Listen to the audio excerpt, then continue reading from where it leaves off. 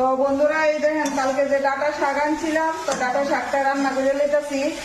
আর data শাকটা দিছি পাঁচফোড়ন সম্বাস। তো কারা কারা ডাটা শাক খাইতে ভালো পান বা শাক খাইতে ভালো পান কমেন্ট করবেন।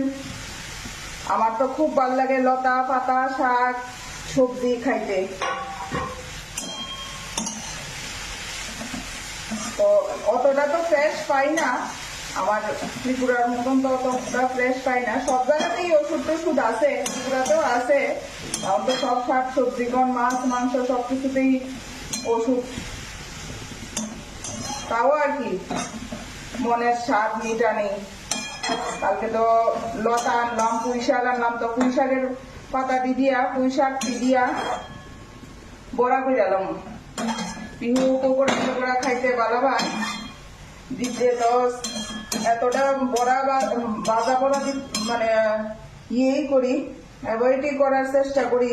কিন্তু একটু একটু তো সবকিছুই খাওয়ান লাগে, নাইলে তো আবার শিখতো না খাওয়ার ইন্ডা, ঠিক না?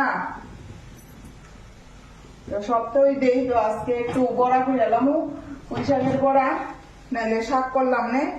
শাক করার মতো না, বড়া করার মতো নই বড়াটা, তাই বাবাও ভালো পায়।